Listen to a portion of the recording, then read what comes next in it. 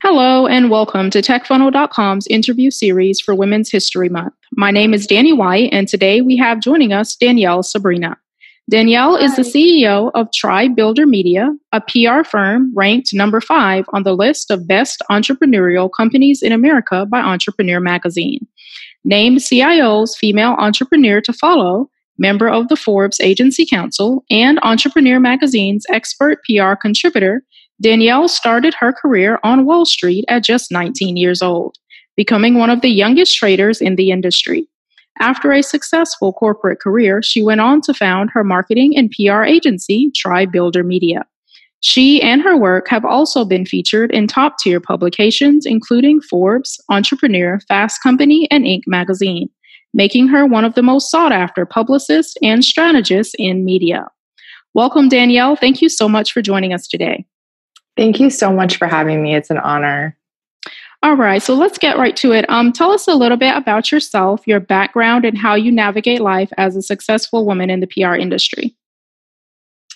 Sure. So, like you were saying, I got my start in finance, and then I went on to grow broker-dealers, and that's really where I found that I had a passion for growing businesses, and I loved marketing. Awesome. And that led me to founding my company. So that's how that journey got started. And then I also was a teen mom. So I dropped out of high school and I had both my daughters by the time I was 19.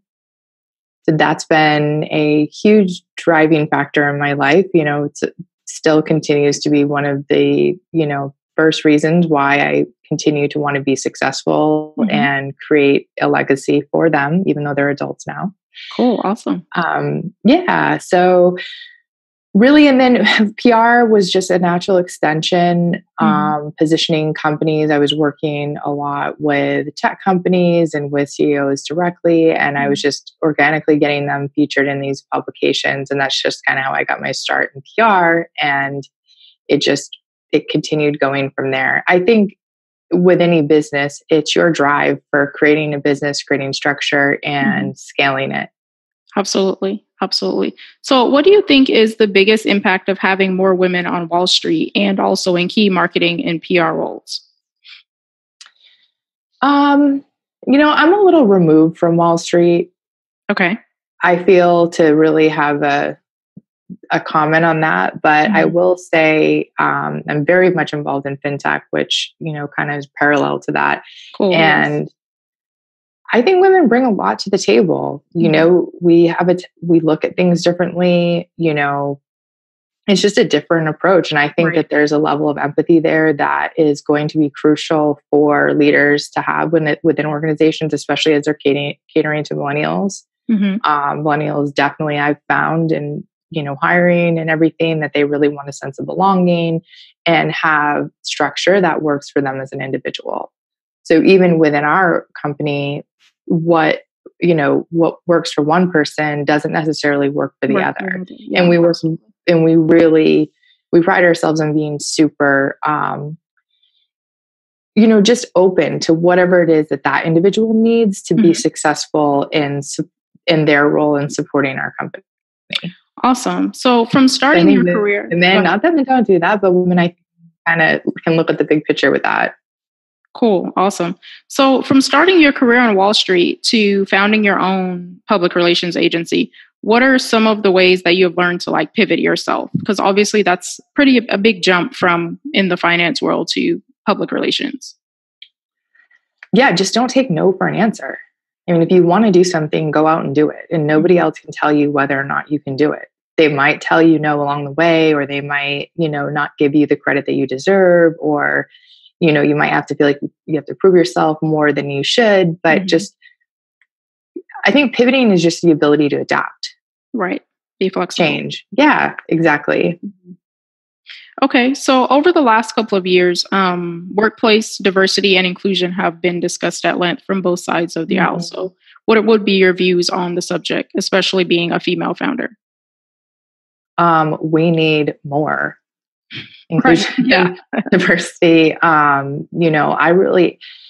It's a touchy subject because it's it's hard to acknowledge that there are, companies that may not hire for certain reasons. Absolutely. Whether it's that person's a female or they're an immigrant or whatever the reasoning is.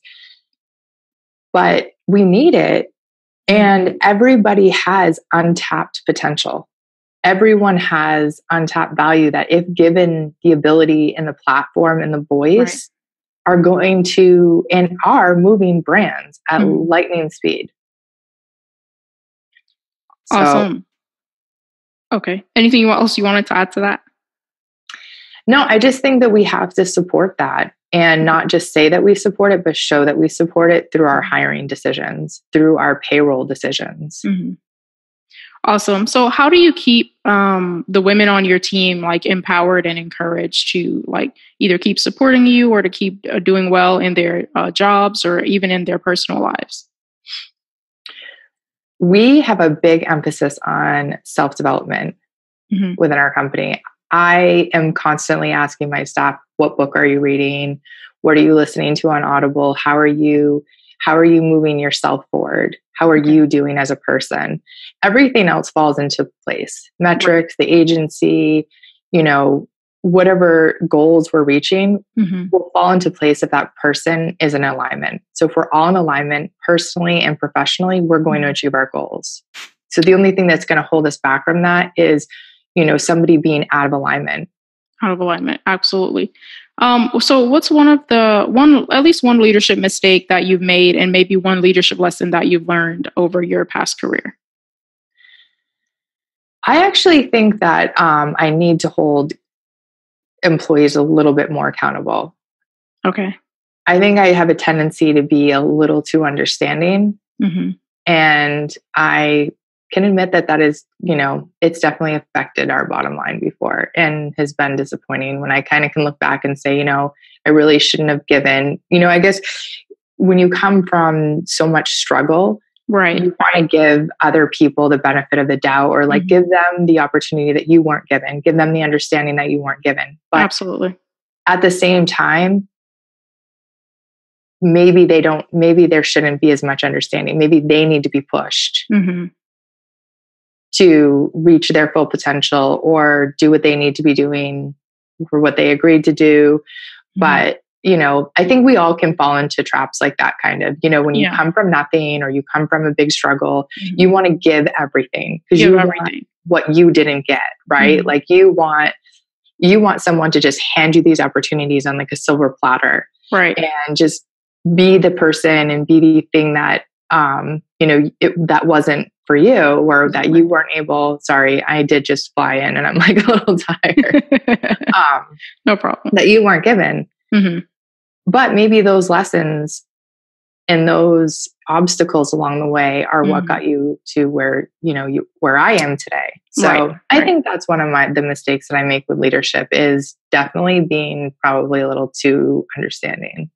Definitely. So is there like this tendency to, if we are like trying to be understanding, to kind of push ourselves, but not try to push our team, just assuming that they would have the same drive as we do to get things done? Yes. Or take on more of the responsibility to make sure you're meeting, I personally failure is not an option for me professionally or personally. So I'm not going to fail myself. I'm not going to fail my clients, and I'm not going to allow the agency to.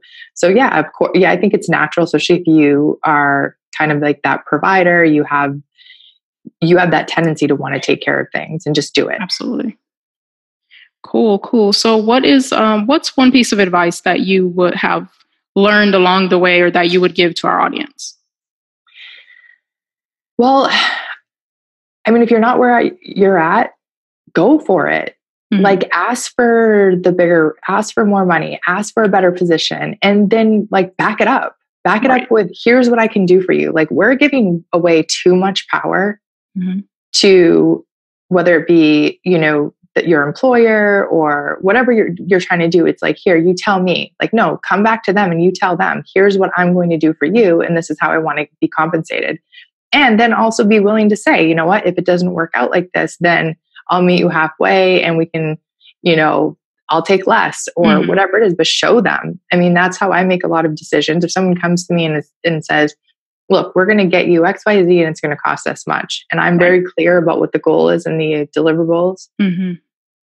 Why would I say no? Right. That's what I think that, when it comes to women in the workplace or just your career in general, be innovative, go out of, think out of the box, come up with new ideas all the time and move the company forward, move yourself forward, be in a constant state of momentum.